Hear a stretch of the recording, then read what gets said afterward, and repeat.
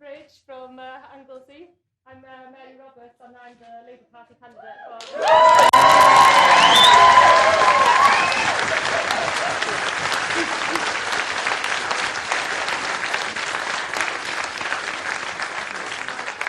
really fantastic to be here, and it's brilliant that Jeremy's here today as well, and it's great to see so many of you here as well. Thank you so much to everyone for coming. Someone said to me yesterday that they're voting for Labour because of their children. And this is what this election is all about. It's about the future of my children, it's about the future of your children, and it's about the future of their children.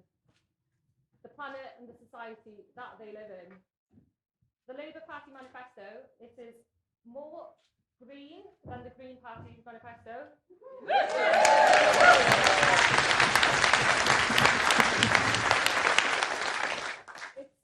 More ambitious for Wales than Plaid Cymru can ever be.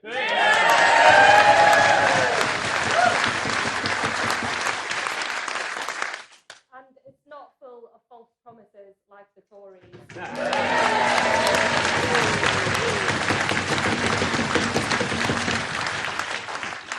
puts the welfare of people and the planet at its core, and it's based on the values of compassion and justice.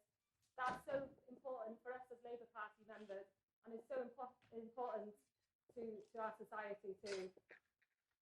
The job of the government is to work for the people, and at present this just isn't happening.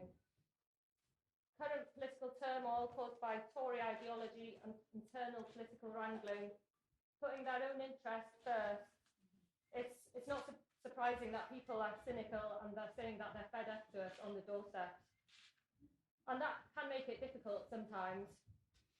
But I want to thank you here today, Labour Party activists and volunteers, because you show just how much people do care, and you give us faith and hope for the future, and you show that we can get Labour's positive message out there, and we can get the Tories out.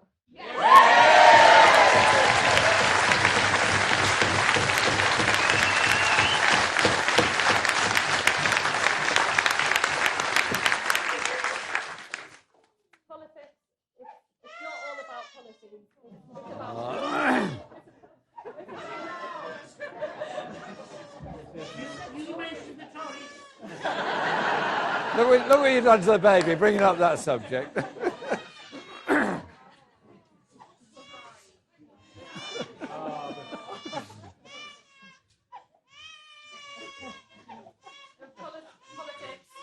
isn't all about policies, it's about people. And yeah, people have this little baby here. And that's why I'm proud to be a Labour Party member, and I'm proud to be standing here today. It's really wonderful that Jeremy's joined us here in North Wales for the last week of the campaign. He's just been telling me where he's going next, and he's been all over the country and he's got loads more places to go. 60 already. It makes trying to get around Anglesey, it puts it into perspective. Anglesey is, a big constituency as well. But anyway, fair play. It's, thank you. Big respect. Anyway, it is lovely to be here in Bangor supporting Steffie. And so without further ado, I would like to introduce our next Labour MP for Arfon.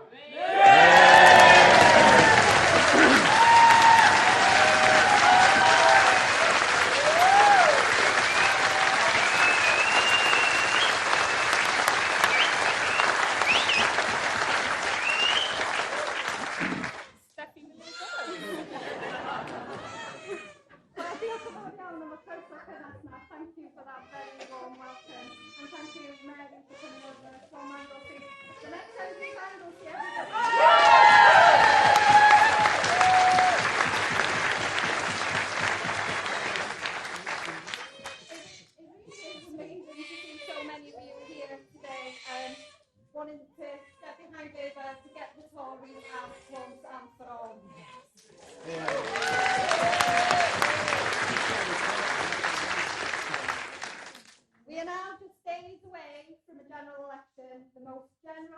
important general election for a generation.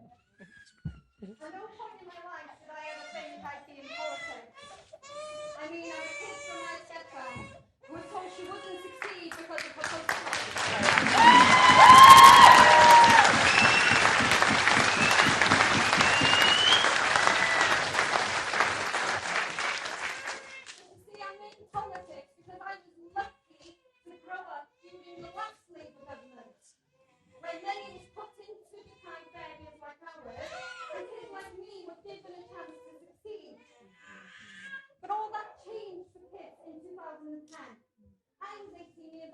University, and I never thought I'd come home to see that so much had changed.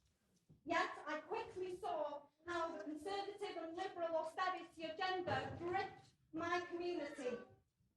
It devastated me to see people that I cared about struggling, young people missing out on the benefits that I had had because of cuts. And over the last 9 years, I've seen it getting worse and worse. We have been lucky, however, to have a Welsh Labour government, because despite having its purse strings tightened by the Conservative government in Westminster, we still have free prescriptions, free hospital parking, free bus passes, things we rely on that they don't have over the border in England.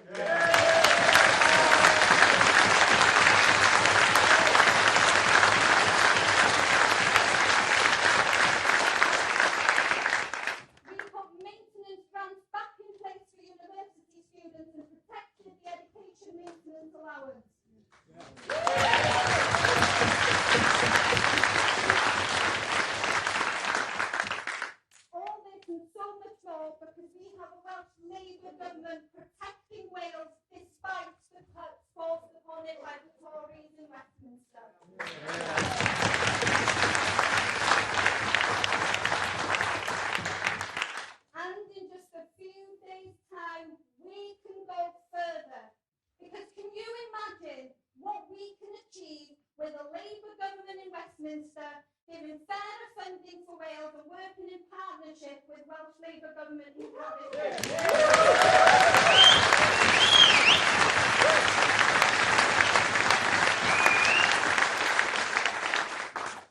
We will get to see the reality of our radical and transformative manifesto that was published during this campaign. We will introduce a £10 living wage for everyone, kick-start a green jobs revolution that will benefit the people of Arfon, while taking urgent action against the climate crisis. We will end austerity.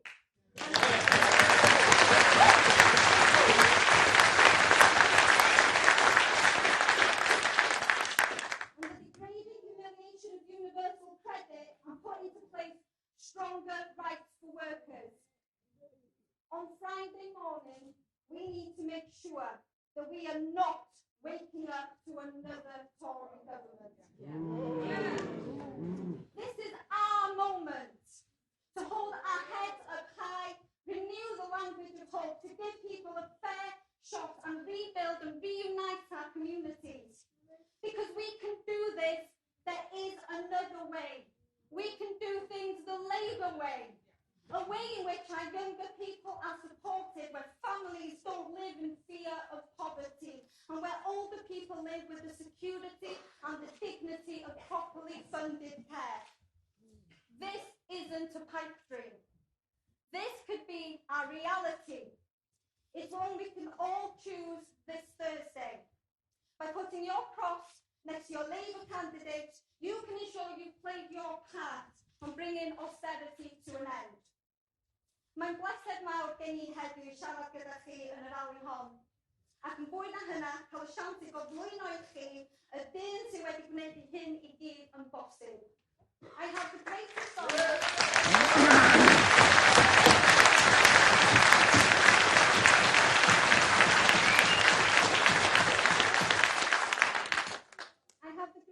of introducing you to the man who has allowed us all to dream of what life could be like, who has given us hope and allowed us to believe.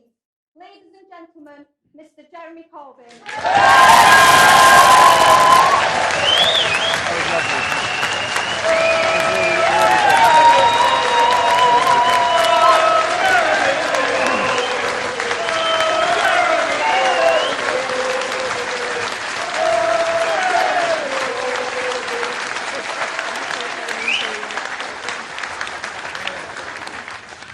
Thank you. Thank you so much. Thank you for that introduction. I promise not to moiter on too long, okay? Mary spoke brilliantly, and she will be a fantastic MP, a great successor to Albert Owens. Thank you for what you said, and thank you for the work you put in. You have that knowledge, that understanding, and you'll be a great MP, and you'll be one of a very large number of women MPs that are going to be in the next parliamentary Labour Party.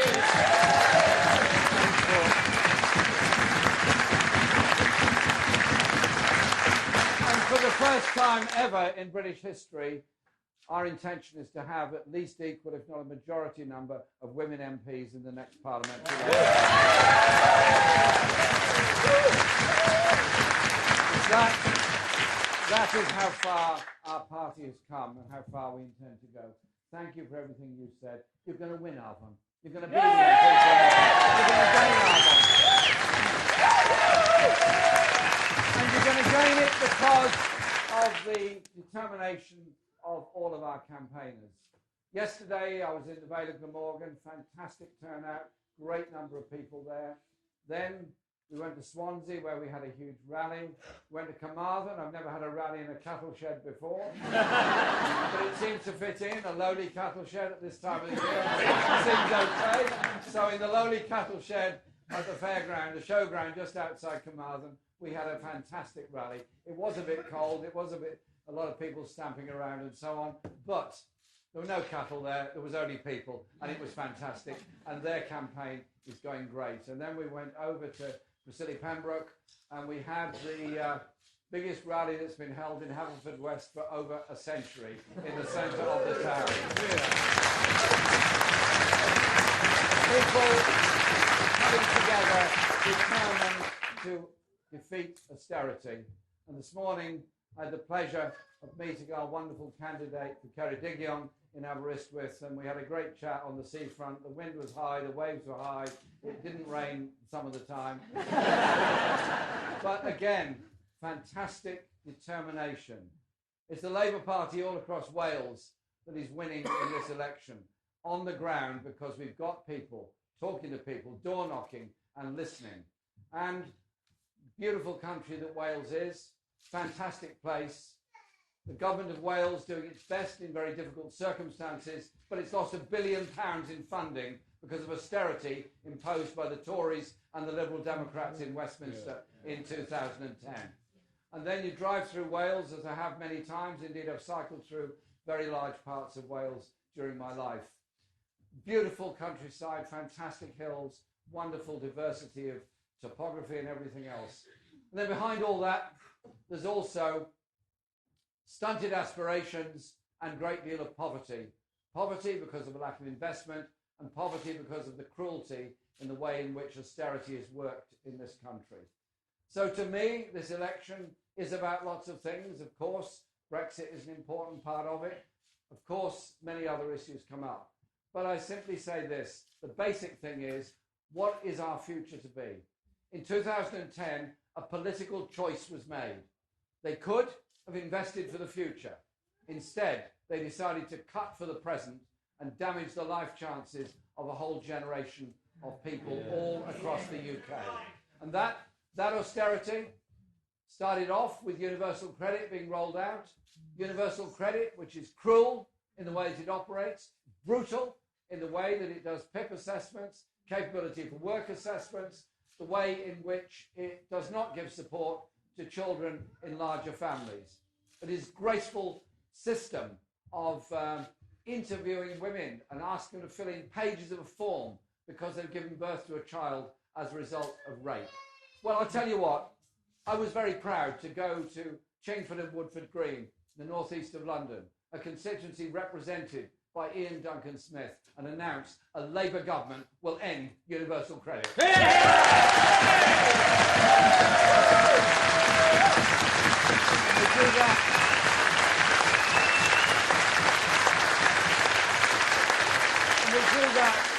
And we do that because of the brutality of what universal credit has done to so many people's lives. Those that have been made homeless as a result of going into debt, those that have lost private rented accommodation, and those that have gone hungry as a result of it. I'm fed up with living in a country where more than 1.5 million parcels of food are given out every year in food banks all over the country. I don't want to see an industry of food banks around Britain. I want to see people properly supported in their hour of need by the rest of us in a community, rather than relying on the charity of others in order to get something to eat. And that includes people in work, because their wages are so low, 0 hours contracts damage their chances of earning enough money, so they then have to access food banks as well. Yeah. The number of children.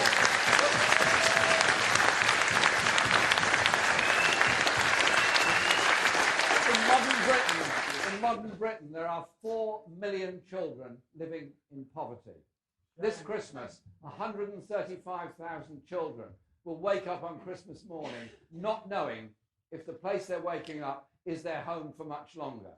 Because they're on short-term tenancies, they're basically transferring their one homeless situation to another, to another, to another.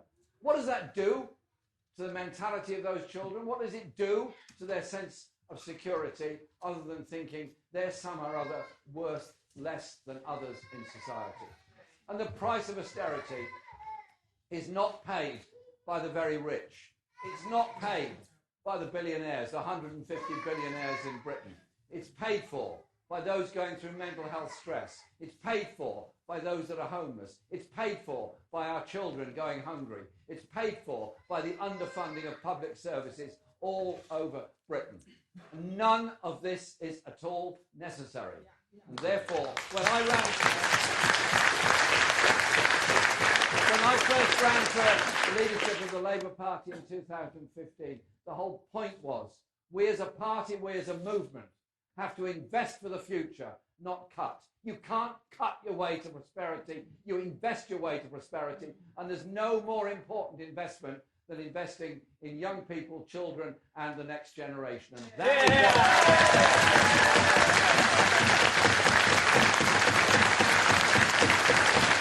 is what I want our Labour government to do. A Labour government that will properly fund the devolved governments in Scotland and Wales, and properly fund local government and social services all across England. And our manifesto, here, this wonderful red book. I've got 2 red books, one that I write my memoirs, notes and speeches in, and this one is a manifesto. It's actually much the same thing, really. And I'm very proud of our manifesto and all the work that's gone into that manifesto, because that manifesto was written by thousands of people, written by those obviously in the Labour Party and the trade unions, but also people who have particular expertise in environmental issues, in industrial strategy, in culture and arts policies, and so much else. And it was basically written by all of you, because it's your aspirations that are here in this manifesto, and I am very proud of the contents of it. I want to leave a Labour government that will carry it out. But there are also the wrongs of the past that have to be righted. You can't go on just assuming that somehow or other these terrible wrongs are just going to carry on and nothing done about it. I'm thinking here of the WASPy women. The WASPy women who were misled in 2011 and as a result have lost a great deal of money and are often living in desperate poverty. Women who'd worked all their lives, brought up their families, supported people, made a massive contribution to our society, suddenly told they're not going to get the pension they thought they were going to get. They've got to wait a few years to get it. Well, that's simply not right. I sat down with a group of WASPy women in Derbyshire last week for an hour, and I went around the table with them. There was quite a lot of them. And I wrote down the figure that each one had lost because of the change in the pension regulations. And it was thousands and thousands of pounds. Women who thought they were going to be able to retire and get on with what they wanted to do in retirement suddenly found they had to try and access the benefit system. And some of them turned up at job centres and told, why don't you get an apprenticeship and start work again? What? I mean, how insulting and rude is that to somebody that has been so badly treated? And so we made the decision, we, the Labour government, will compensate the WASPy women. Yeah.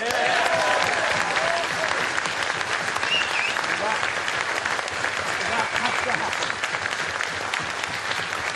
And that has to happen, and it will. Then the first question I get from the media on this was, well, that means some of the better off women will also be compensated.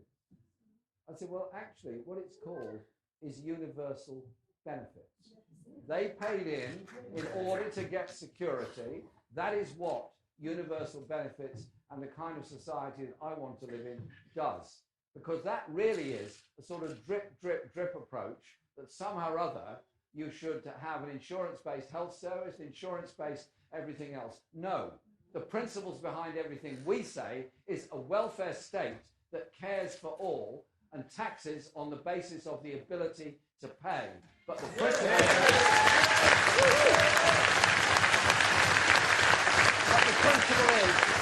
that everyone should have access to the support and benefits that they need. And that is exactly what a Labour government will do. But it's also about the poverty that has been imposed on this country because of austerity. The way in which local government cuts have fed through all over the UK because of underfunding, the way in which high streets have been decimated, that sense of community has often gone as a result of it. It is about investment for the future. But it's also about the money that's spent in poor working class communities, where the spending power has been reduced by 20–25% over the past 10 years. Obviously, if people have got less money to spend, the corner shop, the hairdressers, the cafe, and all that are going to do less well. And so it is about raising living standards and raising wages in Britain. And so we are the party that introduced the national minimum wage in 1997, and I was so proud that we did that. And I just remember when that bill was put before Parliament after that election, the Tories kept us up all night, trying to defeat this piece of legislation to introduce the principle of a national minimum wage. And I remember cycling home after that debate at 5 o'clock in the morning thinking, wow, for all the years I've been in Parliament, we've done something really good tonight. We've set ourselves on the road of eliminating poverty in work in this country. But it isn't enough. A real living wage must be paid, and including for young workers who are often very badly exploited in our society.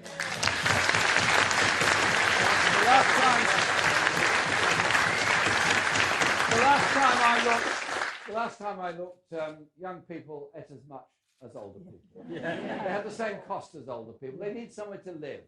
They don't pay less on the train or the bus, generally speaking, although that's going to change. And so we will introduce a real living wage of £10 an hour for all workers.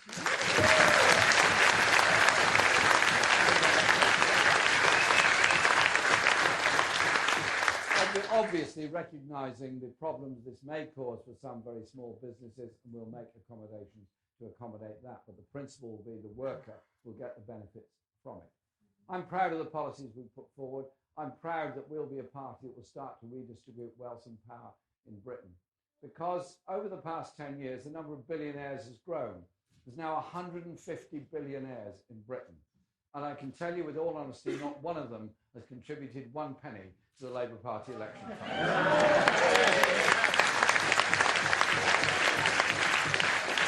The average donation to the Labour Party is £25. I'm proud of that. Nobody's buying access, nobody's buying power, nobody's buying control. Our manifesto sets out the way we want to transform and empower people across Britain. And there are massive issues that we have to face, that we will face when we go into government. The biggest one is the climate emergency facing the whole planet. You can't walk away from it, you can't ignore it, it's absolutely there. Every figure you look at, every loss of species, every time a glacier melts, the sea level rises, every forest that's burnt, every piece of natural world that's destroyed damages our natural world, damages our own sustainability in the long run. We cannot go on ignoring it. The unusual and extreme weather patterns we have, the floods that happen, the wildfires that happen because of extreme drought, and how often have you heard it is a once in 100 years storm happening almost every year. It affects the poorest people in the poorest countries and the most vulnerable places the worst. When there was massive floods in Mozambique, it took 3 weeks before any kind of aid or supplies reached some of those remote communities there. Exactly the same is happening now with drought in Zimbabwe and other places not so far away. Those are countries that often don't have the kind of infrastructure we've got to cope with those kind of problems. But we're not immune from it. The floods that are happening all across the UK are massive.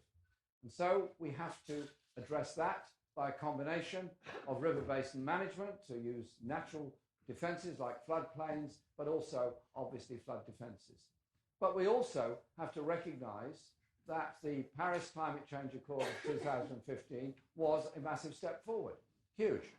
Took a long time to achieve. I was there.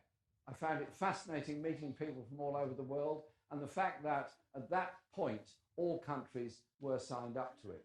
And we moved forward from there. However, we now have a president in the USA that doesn't believe climate change is happening. We have a government in Britain that is simply not doing enough about it. And so if we were to meet our requirements under Paris 2015, we've got to take a lot more action than we're doing at the moment.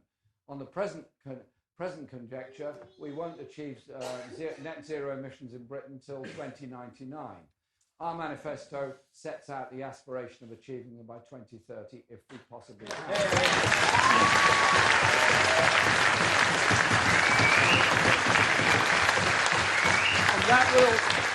And that will require a big change. But we will also next year in 2020 have the opportunity, the honour of hosting COP26 in Britain. I'm looking forward to that because I want to use that COP26 as a way of negotiating something far tougher than the Paris Climate Change Accord, because we've got to go much further, much faster. Otherwise, the rate of global warming will increase. If we can hold it to below 1.5 degrees C, that will at least give us some chance of sustainability. But it does mean radical changes. But it doesn't mean you impoverish people on the way. It means you use it as an opportunity.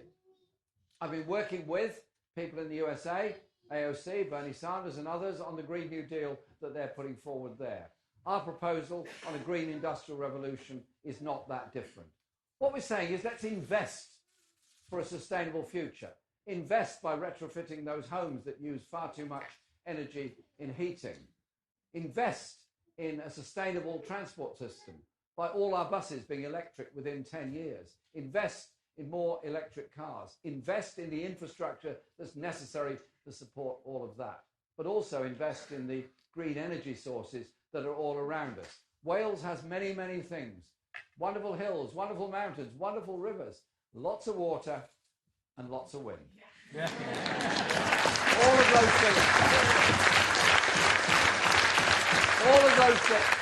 those things, thank you. All of those things can help us and create good quality, highly skilled jobs for the future. Supporting industries, manufacturing wind generation, solar panels, and big projects like Swansea Bay Lagoon, like the Mersey Barrage, which will generate a great deal of sustainable electricity.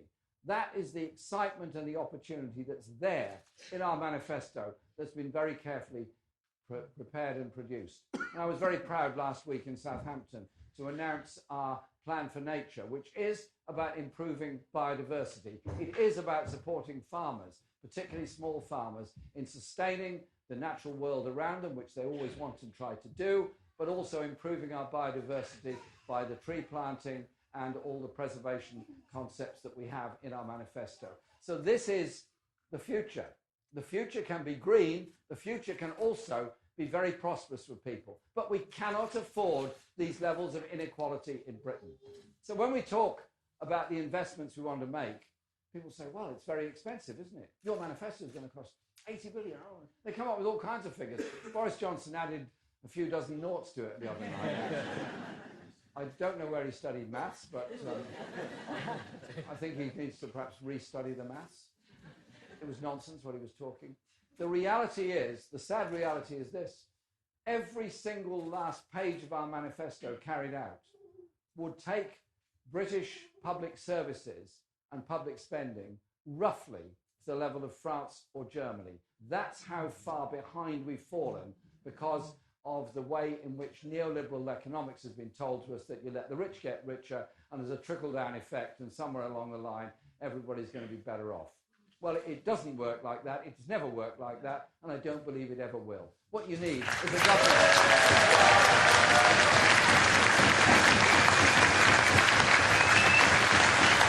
What you need is a government that's prepared to invest for the future. What you need is a government that's prepared to work with people and not pass by on the other side the extreme levels of poverty, or indeed the levels of debt that those who are in work and not necessarily absolutely poor are now having to go into in order to support older members of their family needing social care that's not affordable for them because there isn't enough money being put into the system all across the UK. But I do pay tribute to Welsh Labour for everything it's done to try and improve social care. I want social care available for everybody all across the UK. Now,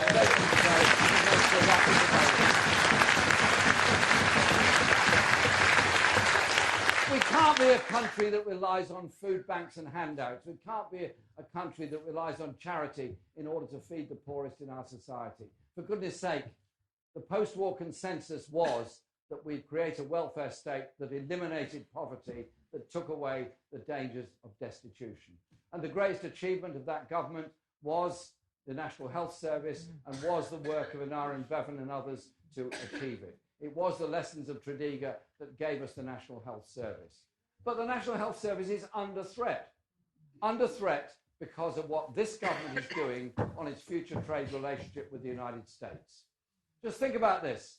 For the last 2 years, there's been secret talks between the British government and the US Trade Department about a future trade relationship between the US and Britain. People asked under the Freedom of Information Act for the details of these meetings, these discussions that have taken place. And we duly got them, yeah. All it said was that a number of meetings had taken place and told us who had been at the meetings. One of them included Liam Fox, the Trade Secretary, and vaguely what the subject of the meeting was, but nothing else. Line after line after line of redacted documents. And then we got a US document which indicated a desire for access to British public services market by US companies, and this would have to form part of any trade deal with the United States. And then we got all the volumes, 400 pages and more, of unredacted documents which go through in excruciating detail what the demands of the United States are. That patents on medicines go on for longer in order to raise the price of medicines outside of the USA. That US pharmaceutical companies have access to our healthcare market, as they keep calling it. And so it goes on with something called investor protection as well. Well, I simply say this. Under Labour, our NHS is not for sale to anyone.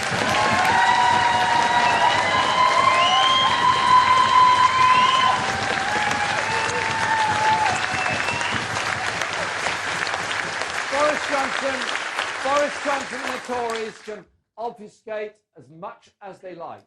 The evidence is very clearly there what their real intention is. Labour will not go down that road. We will not do that. We'll make sure we defend jobs and services in this country by a sensible trading relationship with Europe, whatever the outcome of the final vote happens to be. We're the party that is serious and sensible about protecting and expanding industries and jobs across this country, improving living standards and dealing with the climate emergency that we face. We cannot go on with another 5 years of a Tory government with more billionaires and more poverty, more assertions on the international stage that simply do not add up, and a Prime Minister that seems to have some strange idea about how services are developed. I'll give you an example. Less than 18 hours after he'd become Prime Minister, he came to Parliament to make a statement. And he announced that in England there was going to be 40 new hospitals. I was very impolite. I asked him where they were going to be. There was no answer to that, old boy. It's not possible.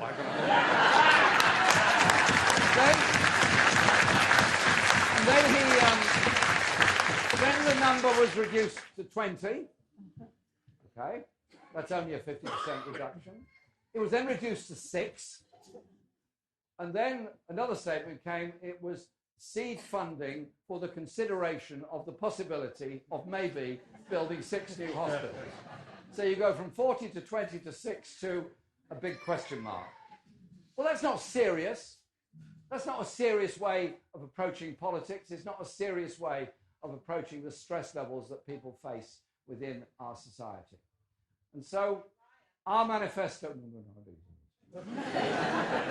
our manifesto is serious, well prepared, and fully costed.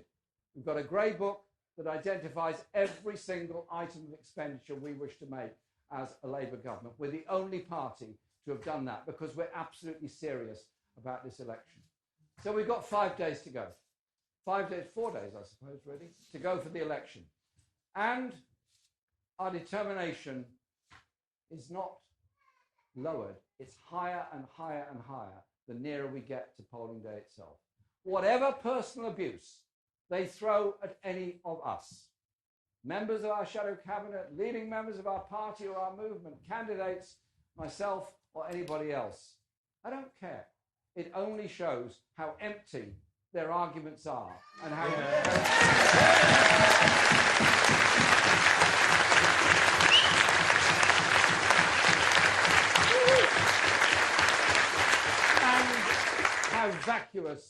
how vacuous their aspirations for people really are. I want to lead a government that will transform things. I want to lead a government that empowers people. I want to lead a government that recognises we've got to nurture the genius and ambition of our children to be as imaginative and artistic as possible in school and life and elsewhere in order to achieve the very best.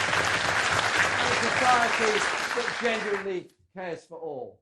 And a government that is serious about industrial development, sustainable industrial development, and running an economy that works for all.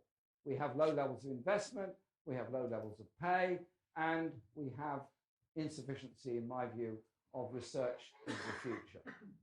So a Labour government will be very, very different. A Labour government will be one that will empower people, but also ensure that public ownership comes back for rail, mail and water, the national grid, and that we will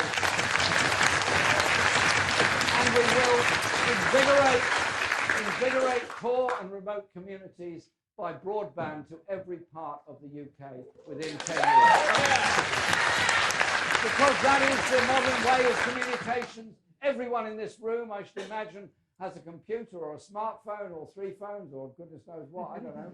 But you're communicating with each other. Yes, you're right. I'm sure I didn't hear what you said, but I'm sure you're right. It is about communications and how we build that strength between communities.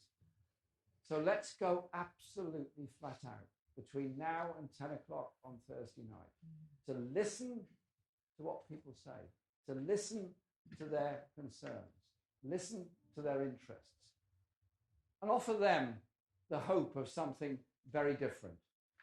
Not a society where young people are told you're going to be poorer than your parents' generation and your grandchildren are going to get poorer, public services are going to disappear, the concept of a welfare state won't last forever, you know. You know the subliminal message that's given to young people. It's disempowering, demotivating, and suggesting that those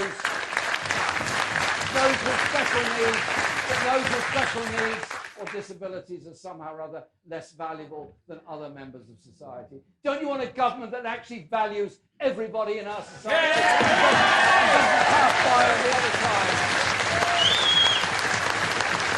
And so we build on the great traditions of our movement, the movement that fought for the right to vote, that fought for a national insurance system, that fought for education, for council housing, for the right of women to vote, that to end racism and discrimination within our society, a movement that has achieved so much, and I think our crowning achievement has been the National Health Service. But let's build on that. And so when you're working, knocking on doors in the rain, yes, it's raining again, I'm sure, but over the next few days, remember what you're doing it for. You're doing it for the next generation. You're doing it to change the course of political history in Britain. go flat out till 10 o'clock Thursday night, and then on Friday, have an early Christmas. Thank you.